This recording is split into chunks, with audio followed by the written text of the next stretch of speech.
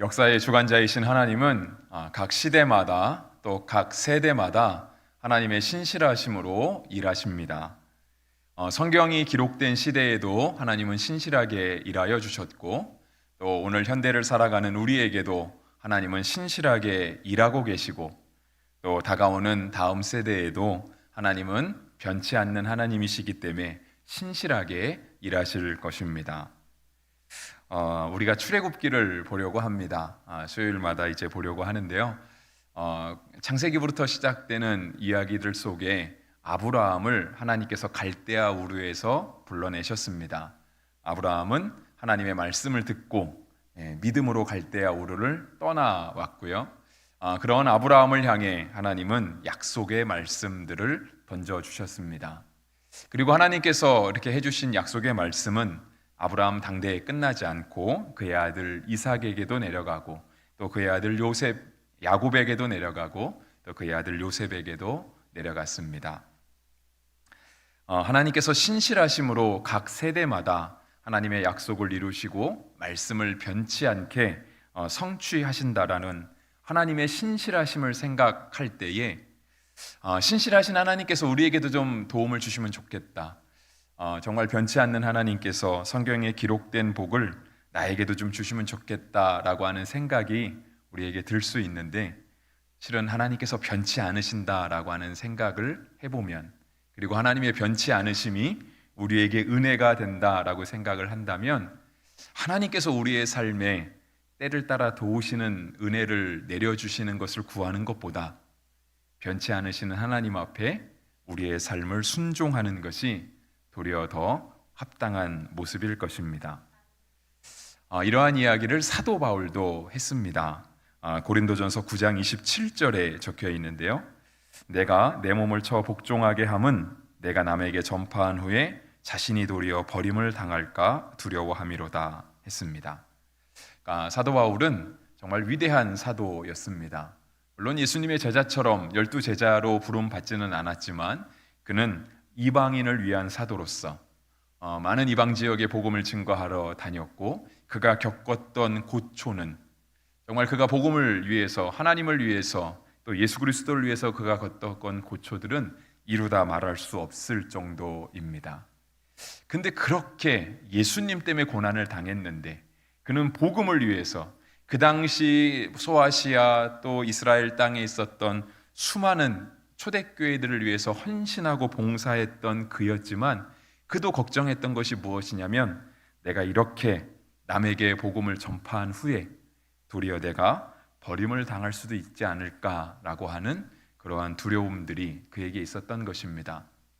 바울에게 있었던 두려움은요, 하나님이 자신을 구원하지 못하실 것이다, 그러니까 하나님이 나에게 그러한 사랑을 베푸지 않으실 것이다 라고 하는 하나님에 대한 의심이 아니었고요, 자기 자신이, 하나님 앞에서 살아가는 자기 자신이 늘 하나님 앞에 온전하지 못한 모습을 바라보았기 때문에 인간의 연약함에서 나오는 그러한 염려이고 걱정이었던 것이죠. 그래서 사도 바울은 매 순간순간 자신의 몸을 쳐서 복종시키기까지 한다라고 고백했던 것입니다. 오늘 우리가 이제 출애굽기의 말씀을 보려고 하는데요.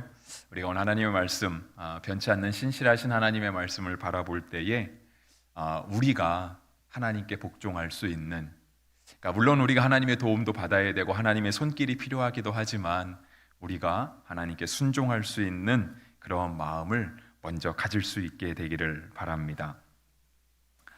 애굽으로 내려간 이스라엘 백성들 정말 번성했습니다. 강하여졌습니다. 오늘 설교 제목도 그들이 우리보다 크고 강하다라고 되었는데요, 애굽의 사람들이 이스라엘 백성을 보고 한 말이었습니다.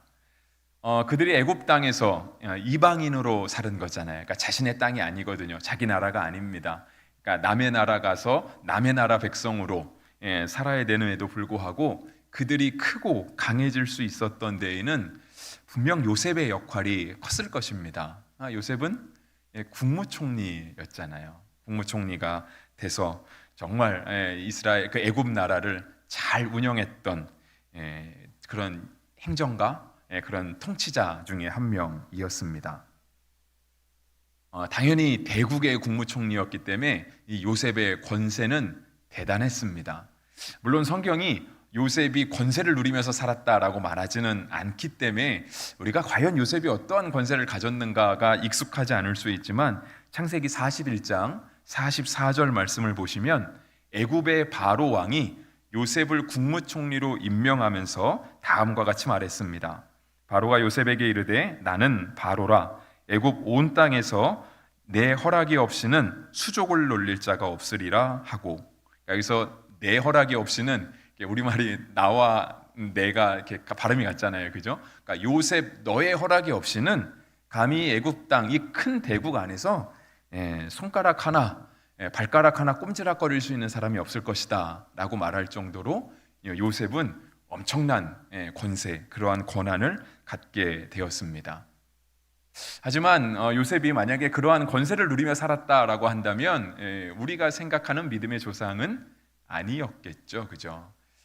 요셉은 그런 권세를 누리는 그런 벼슬아치는 아니었습니다. 그러니까 요셉은 국무총리가 된 후에 바로의 꿈을 잘 해석해 주었습니다. 어느 날 바로가 꿈을 꾸죠. 그 꿈을 꾸고 나서 바로가 너무 괴로워했습니다. 아주 살찐 소, 그 다음에 정말 삐쩍 마른 파리한 소 7마리씩 나와서 있는데, 정말 이 파리한 소, 너무 먹지 못한 소가 살찐 소를 다 잡아먹은 거예요.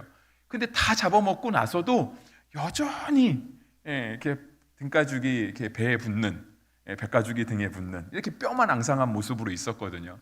바로가 이 꿈을 꾸고 나서 너무 이렇게 기분이 찝찝해서 이 꿈을 해석할 만한 사람을 찾아보고 있을 때 요셉이 이 꿈을 해석해 주었습니다.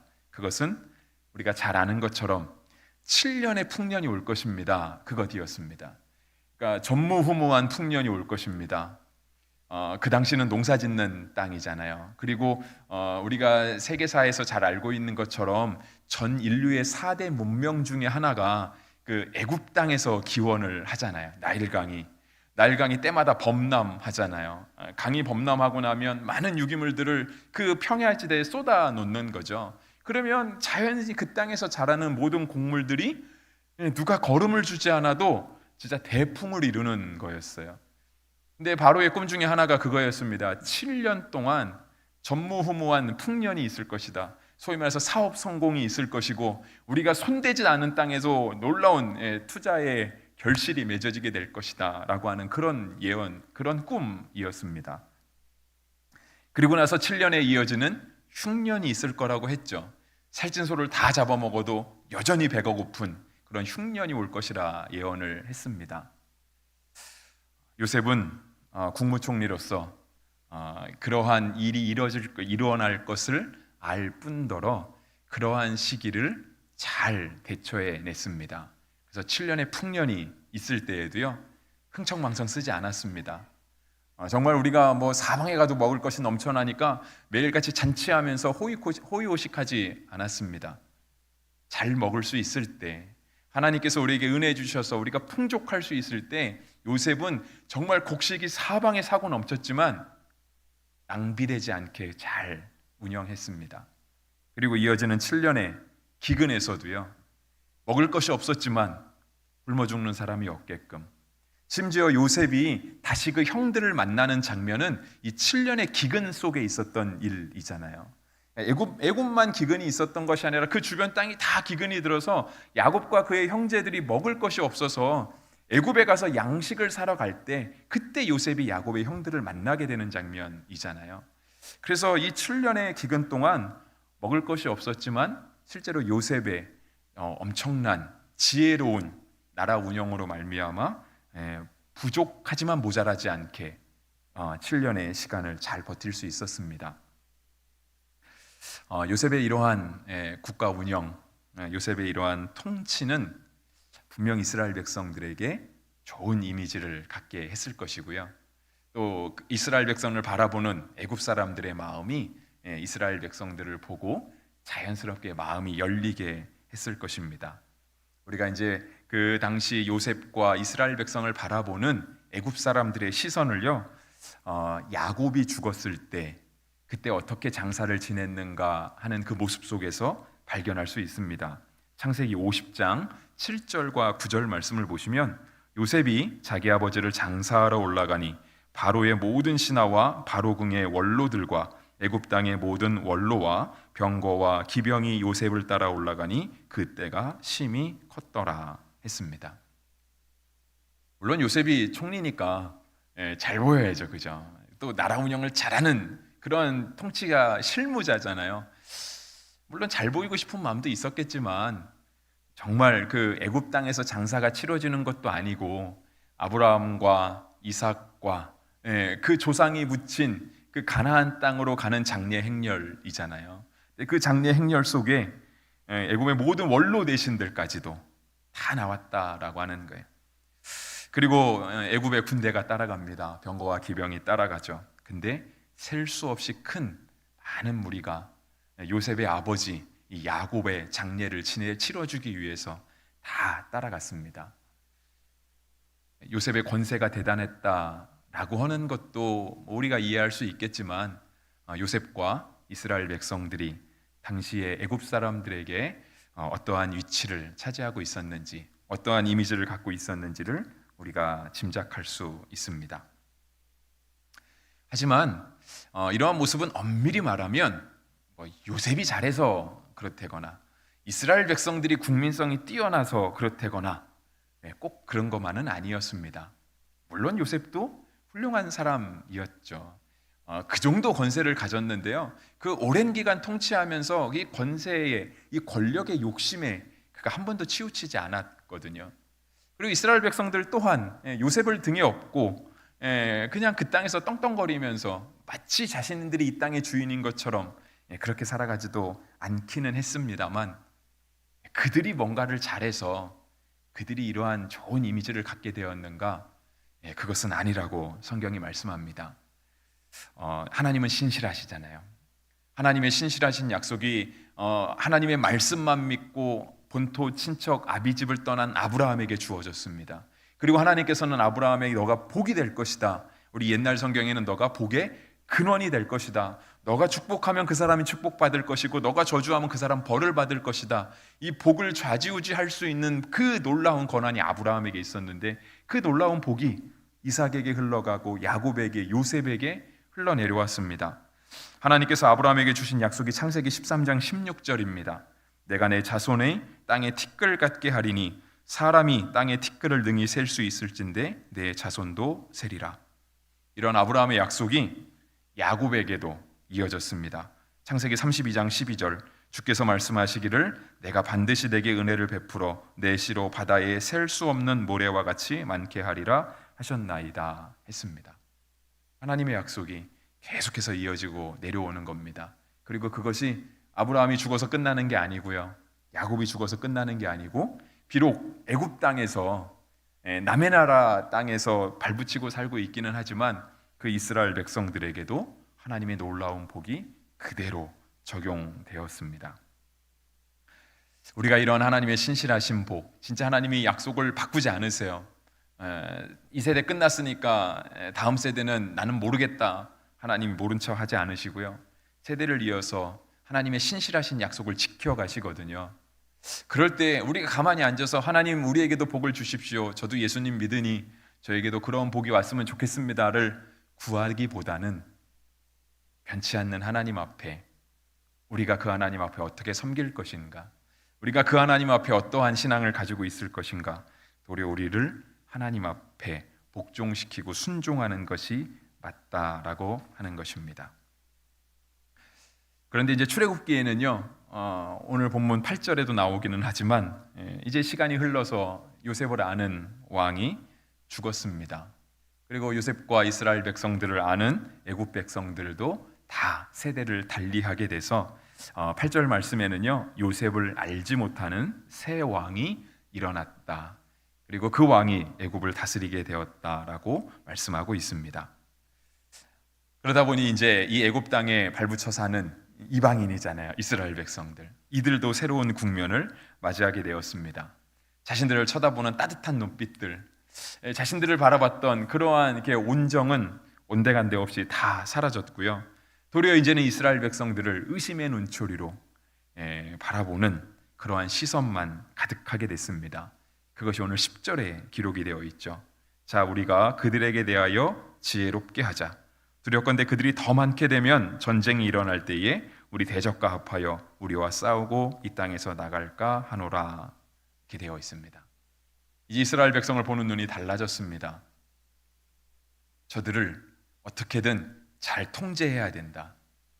저들을 애굽 백성보다 한 단계 밑에 두고 어떻게든 언제든지 우리의 말을 들을 수 있는 그러한 사람으로 딱 잡아놔야 된다라고 하는 그러한 인식이 애굽 온 땅에 퍼지게 되었습니다. 애굽 국민들도 당연히 그러한 시선으로 이스라엘 백성들을 바라보게 되었을 것입니다. 이 애굽 백성의 시선이 사실상은 하나님의 말씀에는 옳지 않습니다. 하나님은 가난한 자들, 소외된 자들, 또 사회적 약자들을 압제하는 것을 결코 좋아하지 않으시기 때문에 그렇습니다. 그런데 이러한 눈빛이 사실상 성서 시대에만, 오늘 출애굽 시대에만 있는가? 애굽 백성이니까, 하나님을 모르는 백성이니까 당연히 그럴 수 있는 것 아닌가라고 우리가 그냥 넘겨짚을 수도 있지만, 실은 오늘을 살아가는 우리의 모습 속에도 사회적 약자에 대한 그런 우리도 모르는 그러한 이렇게 멸시의 눈빛, 경시의 인식들이 우리에게도 있습니다.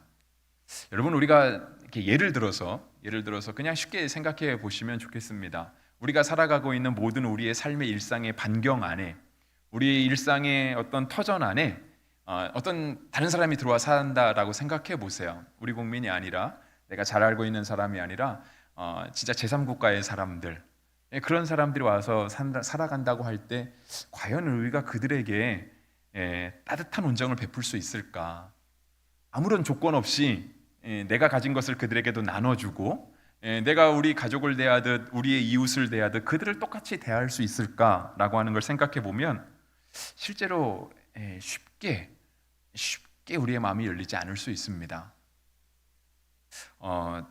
아주 쉬운 예로 이렇게 들어볼 수 있습니다. 제가 이제 중국에 가기 전에 파송받은 교회가 서울에 있는 산정현 교회라고 하는 곳이었습니다. 굉장히 작은 교회고요. 물론 뭐 교회 이름의 명성은 굉장히 크지만, 근데 이제 현실은 굉장히 작았는데요. 저희가 이제 중국에 4년 나가 있는 동안에도 이제 교회 파송이었기 때문에 교회와 계속해서 이렇게 긴밀하게 연락을 하고 있었거든요. 근데 이제 코로나 때가 있어서 저희가 사실상은 잘 방문하지 못했습니다. 중국에서 나올 수가 없었기 때문에.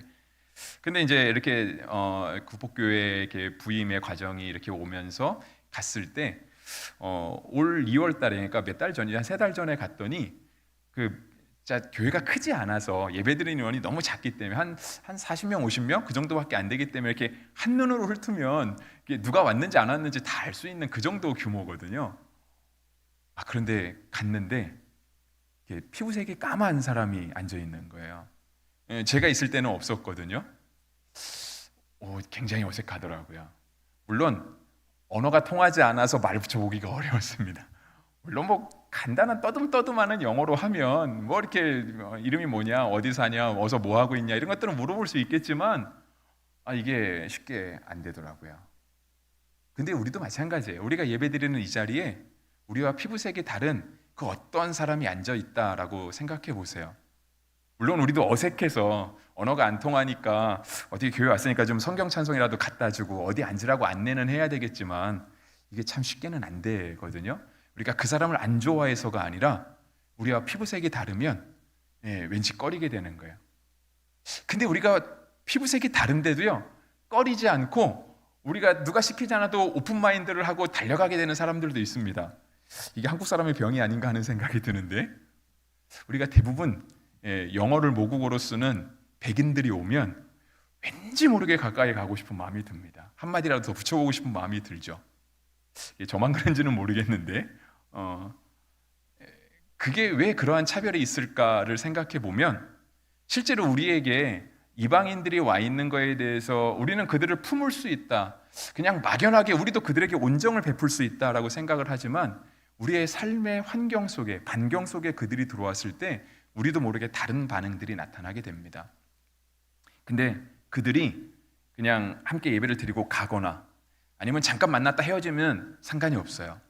근데 우리와 여기서 같은 일을 하는 거예요. 그러니까 그런 용어들을 쓰죠. 한정된 파일을 크기가 정해져 있는 그 파일을 나와 같이 나눠 먹는다 생각을 해보세요.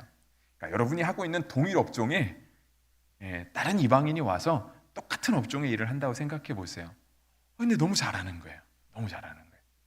내가 여기서 몇 년 동안 일을 해왔는데, 나는 여기서 대대손손 일해오고, 나는 여기에 자리 잡기 위해서 그렇게 힘들어 했는데, 어떤 사람이 와갖고 너무 쉽게 자리를 잡고 우리의 몫을 그가 같이 나눠 먹겠다라고 하는 거예요. 쉽게 온정을 베풀기가 어렵습니다. 설령 외국인이 아니어도요, 아직까지 우리나라에는 그게 남아 있는 것 같아요. 지역색을 따지는 거. 우리가 아직도 선거 때, 우리 선거한 지 얼마 안 됐잖아요, 그죠? 선거 결과 보고 나면 마치 나라가 이렇게 동서로 나눠 놓은 것처럼 한쪽에는 완전히 파란색, 한쪽에는 완전히 빨간색. 물론 간혹가다 이제 요즘은 좀 섞여 있더라고요. 그래도 그러니까 국민들이 많이 깨어 있는 것 같기는 해요. 이제 종종 이렇게 섞여 있기는 한데요. 우리나라는 삼국시대 이후로 동서로 나눠 본 적은 없는 것 같아요. 삼국시대 끝난 지가 1000년이 넘었잖아요. 근데 아직도 우리는 가까운 1000년 안에 동서가 다른 나라가 돼본 적이 한 번도 없는데 2020년을 살아가는 우리에게도요, 왠지 이렇게 서쪽에 있는 사람과 동쪽에 있는 사람이 뭔가 다른 듯한 그러한 느낌을 받습니다. 애굽 사람들이 이스라엘 백성을 그렇게 대했다라고 하는 것이고요. 그런 애굽 사람의 모습이 진짜 애굽 사람은 나빠서 그래, 저들은 하나님을 몰라서 그래라고 간단하게 치부해 버리기에는 오늘 우리의 모습이 조금 찔리는 모습들이 있습니다. 또 하나 예를 들어보려고 하면 우리가 북한 이탈 주민도 생각해 볼 수 있습니다. 물론 제가 모든 예를 다 들어드릴 수는 없지만 제가 이제 인터넷으로 조사해 봤더니 2023년, 그러니까 작년 6월 기준으로 북한 이탈 주민들 중에 남한으로 입국하신 분들이 한 34,000명 정도 된다고 하더라고요. 그래서 뭐 한동안 줄었다가 이제 다시 올라가고 있는 추세라고 이야기도 하고 있어요. 우리 대한민국 정부가 그들에게 굉장히 따뜻한 온정대를 베풉니다. 제도도 마련해 놓았고요, 예산도 따로 세워 놓았습니다. 그래서 그들이 잘 정착할 수 있게끔, 우리와 함께 살아갈 수 있게끔 하거든요. 제가 이제 대학원에서 이 공부를 조금 이렇게 강의를 들은 적이 있어요. 몇 과목. 저도 몰랐는데 우리나라가 이렇게 가장 이렇게 많은 법들이 있잖아요. 뭐 교회도 정관이 있고 내교가 있고 각 회사마다 사교가 있고 학교마다 이렇게 교칙이 있고 그렇잖아요. 근데 법줄 중에 가장 위에 있는 게 헌법이잖아요. 헌법에 이렇게 뭐 3조가 1조 3항인가 영토 조항 뭐 그런 게 있다고 하더라고요. 그래서 또 그때 알았는데 우리 대한민국의 땅은 한반도와 그 부속도서로 한다 이렇게 되어 있어요. 한반도는 저 압록강과 두만강 밑 다 포함하는 거잖아요. 그리고 그에 속하 있는 부속도서. 그러니까 법적으로 따지면 북한 국민이 대한민국 국민인 거더라고요. 다만 통치 영역이 아직까지 거기 미치지 못하는 거예요. 그러니까 6.25 이후 미수복 지역인 거죠. 그래서 현실적으로 행정부가 영향력을 끼칠 수 없는 지역. 하지만 그 땅에 사는 사람들도 헌법으로만 따지면 대한민국 국민이라고 하더라고요. 그래서 우리가 북한과 서로 이렇게 관계를 맺을 때, 그러니까 뭐 개성공단 같은 거 할 때 우리는 연락사무소를 놓잖아요. 같은 나라라 이거죠. 다른 나라라고 한다면 우리가 가서 대사관을 설치해야 되고 영사들을 파견해야 되는데요. 북한과는 그렇게 하지 않습니다. 같은 나라, 한 나라이기 때문에 그냥 연락사무소를 놓고 있는 형편이죠.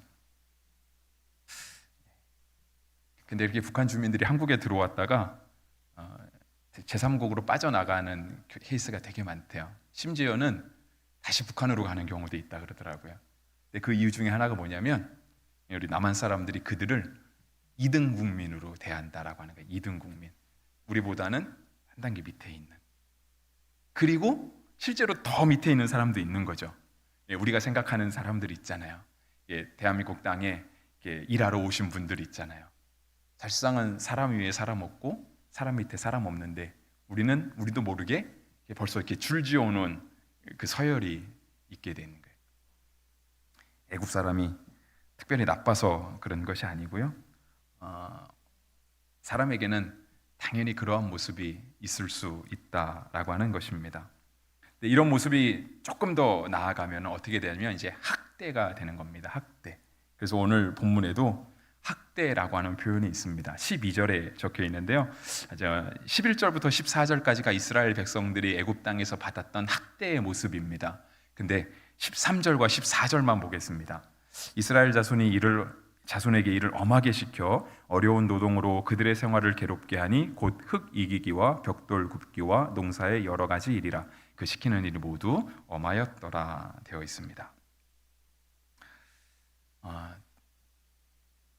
이스라엘 백성들이 애굽 땅에서 처음에는 괜찮게 잘 살았을지 모르지만 요셉을 알지 못하는 왕이 전면에 드러나게 되고 그가 나라를 통치하게 되고 애국 국민의 세대가 바뀌게 됨에 따라 이스라엘 백성들은 굉장히 이제 2등, 3등 국민, 마치 노예와 같이 전쟁이 나면 그들이 우리를 위해서 대신 싸워줘야 되고, 대신 싸워준다는 얘기는 꼭 승리가 보장된 게 아니잖아요. 전쟁에서 죽게 되면 애국 사람은 제일 마지막에 죽고 먼저 죽는 사람이 이스라엘 사람이 되는 거죠. 이렇게 이스라엘 백성을 대우할 만큼 이스라엘 백성들이 굉장히 위치가 열악하게 되었고요. 성경의 표현에 의하면 학대를 받는 위치까지 내려가게 되었습니다. 그런데 하나님께서는 이들에게도 은혜를 베푸십니다. 왜냐하면 하나님의 약속은 변함이 없기 때문에 그렇습니다. 하나님께서 이들을 기억하시거든요. 그래서 우리가 출애굽기라고 하는 이 책 이름 자체가 애굽을 탈출한 기록이잖아요.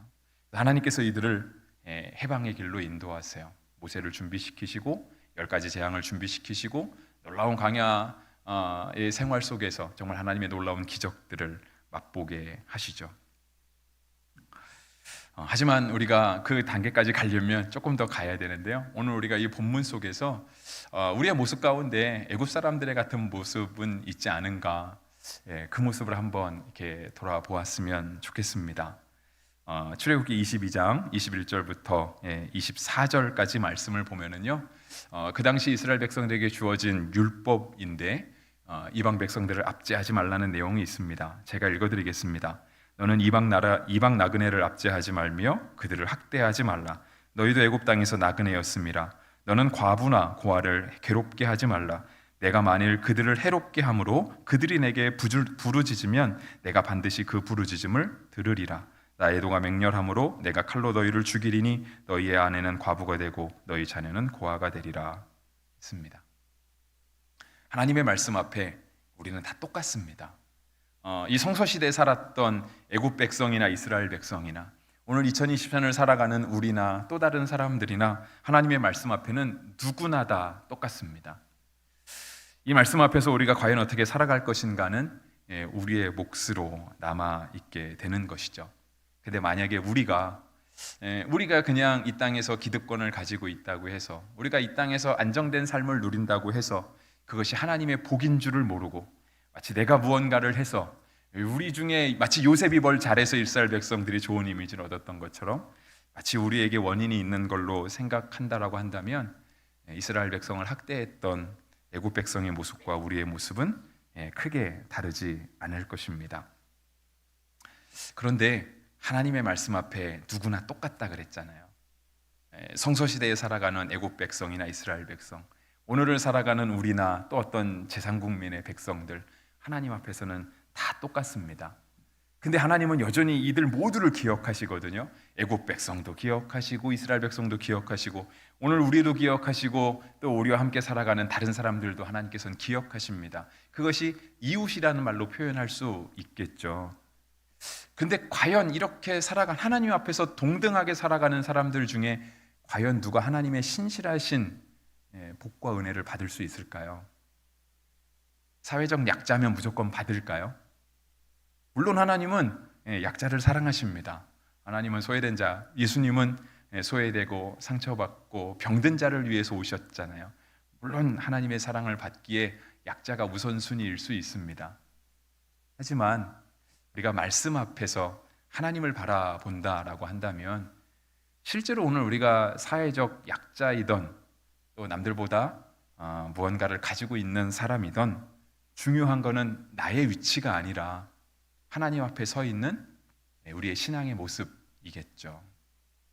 정말 이 땅에 하나님의 은혜를 많이 받았다라고 할 만큼 형통한 사람들 있잖아요. 마치 5달란트를 받았는데 하나님께서 그 위에 또 다른 5달란트를 부어주실 수 있을 만큼 정말 충성되고 하나님의 말씀에 순종하는 사람들이 있잖아요. 그러한 사람이 하나님의 복을 더 받을 수 있을까요? 없을까요? 당연히 있습니다. 근데 언제 받죠? 정말 5달란트 받은 사람처럼 착하고 충성되게 하나님 앞에 믿음으로 살아갈 때 지금까지 내가 받은 복이 이렇게 커도요, 우리가 하나님 앞에 그렇게 살아간다면 하나님이 더 크게 부어주실 거예요. 물론 반대도 성성됩니다. 정말 사회적 약자예요. 너무 가진 게 없어요. 근데 그럼에도 불구하고 여전히 하나님을 모른 척하고 하나님 앞에 나오지 않고 하나님의 말씀을 등한시하고 살아간다라고 한다면, 모르겠습니다. 다른 사람의 도움은 받을지 모르겠지만 하나님의 복은 받을 수 없습니다. 하나님이 그 사람을 미워해서가 아니라, 하나님의 공의가 죽었기 때문이 아니라, 하나님의 복은, 하나님의 신실한 약속은 오늘 하나님 앞에 제대로 서 있는 사람, 하나님 앞에 올바로 살아가는 사람에게 임한다라고 하는 것입니다. 말씀 마무리하려고 합니다. 하나님은 이 애굽 땅에서 요셉의 명성이 사라지고 학대를 받는 이스라엘 백성을 더욱 강하게 하셨습니다. 오늘 설교 제목이 우리보다 많고 강하도다 했는데요, 이 말은 애굽 사람이 이스라엘 백성을 보고 한 말입니다. 그러니까 애굽 백성은 그 땅의 주인이잖아요. 따지기로 하면 1등 국민이라고 할 수 있는 사람들이거든요. 근데 그들이, 이스라엘 백성들, 전쟁이 나면 그들을 앞에 몰아세우고, 노동이 필요하면 그들을 불러서 학대를 가하면서까지 벽돌을 굽게 하고 흙을 이기게 하는 그 백성들, 근데 그들을 봤더니 우리보다 많고 강하더라는 것이에요. 이유는 딱 하나인 거죠. 그들이 하나님의 백성이었거든요. 그들이 하나님의 택하신 백성, 그들이 하나님의 말씀을 가진 백성, 그들이 처지와 상관없이 하나님을 의지할 수 있는 백성이었기 때문에 그렇습니다. 그들이 나중에 하나님께 부르짖잖아요. 힘들 때 하나님께 부르짖거든요. 그들이 하나님을 잊지 않았다라고 하는 증거입니다. 우리도 인생을 살아가다 보면 절대 강자는 없잖아요. 그죠? 항상 여유 있을 때는 없잖아요. 여유가 있을 때가 있긴 하지만 또 그렇지 않을 때도 있습니다. 물론 약자도 항상 절대적으로 약자이지는 않더라고요. 또 약자들도 더 약한 사람 앞에서는 강자가 될 수 있고요. 진짜 이거는 진짜인지 아닌지는 모르겠는데 그런 말씀들을 하시더라고요. 이렇게 교도소에 가면, 진짜 안 가봐서 모르겠습니다. 만나본 적도 없고요. 교도소에 가면 다 범죄자들이잖아요. 그래서 사회로부터 격리된 사람들이잖아요. 근데 그들 중에도 착한 사람이 있대요. 그리고 그들 중에도 나쁜 사람이 있답니다. 인생은 늘 그런 것 같아요. 우리가 형통하다가도, 우리가 강자인 것 같다가도요, 언제든지 약자의 위치로 올 수 있고요, 우리가 약자인 것 같다가도요, 언제든지 우리가 때가 되면 우리가 또 강자의 위치에 올라갈 때가 있습니다. 그러면 이렇게 늘 변화가 있을 수 있는 우리의 삶 속에서 정말 우리가 가져야 될 신앙은 뭘까요? 저는 성경에도 기록되어져 있고 우리 한 목사님께서 마지막으로 전해주신 메시지 속에 답이 있지 않나 생각해 봅니다. 하나님을 사랑하고 이웃을 사랑하는 거죠. 내가 곤고할 때, 물론 내가 곤고하든 곤고하지 않든 우리는 하나님을 사랑하는 게 맞겠죠. 내가 조금 더 힘들 때 하나님을 더 사랑하고 하나님께 더 매달리고, 내가 상대적으로 조금 여유가 있을 때 그때 우리 이웃을 돌아볼 수 있는 시선이 우리에게 필요하지 않겠습니까? 우리는 언제든지 이 위치가 바뀔 수 있거든요. 언제든지 높아질 수 있고 낮아질 수 있고, 그런 위치 속에 있어요. 그런데 예수님께서 말씀하신 게 하나님을 사랑해야 된다. 이것이 크고 첫 번째 가는 계명이다. 두 번째는 예수님이 말씀하실 때 두 번째 말씀하셨을 뿐이지 사실상은 첫째와 같다. 둘째도 이와 같으니 라고 하면서 예수님이 말씀하시잖아요. 그것이 이웃을 사랑하는 것이다 라고 말씀하시거든요. 그러면서 예수님의 말씀은 그거죠. 이 두 말씀이 온 율법과 선지자의 강령이다 말씀하세요. 그러니까 우리가 살면서 지켜야 될 하나님의 말씀이 하나님을 사랑하고 이웃 사랑하는 거 안에 다 들어가 있다라고 하는 것입니다. 하나님은 신실하십니다. 그 약속을 지키세요. 하나님을 사랑하는 사람에게, 그리고 우리가 하나님을 사랑하기 때문에 이웃을 돌볼 수 있는 사람에게 하나님은 그 신실하신 약속을 지키셔서 그 누구보다 많고 강하게 하십니다. 하나님은 전능하시잖아요. 전능하신 하나님이요, 애굽 땅에서 이스라엘 백성들을 크고 많게 하세요. 그들이 학대를 받아도 그들을 애굽 백성보다 크고 많게 하세요. 이만큼 전능하신 하나님이 오늘 우리가 하나님 앞에서 하나님을 사랑하고 이웃을 사랑하는 모습으로 살아갈 때 우리를 더욱더 강하게 하시고 많게 하게 하실 줄 믿습니다.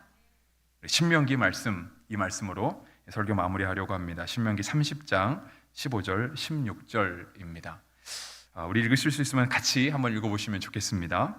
보라, 내가 오늘 생명과 복과 사망과 화를 내 앞에 두었나니 곧 내가 오늘 내게 명령하여 내 하나님 여호와를 사랑하고 그 모든 길로 행하며 그의 명령과 규례와 법도를 지키라 하는 것이라.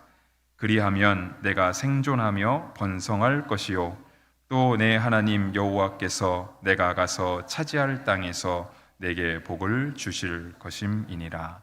아멘. 기도하겠습니다.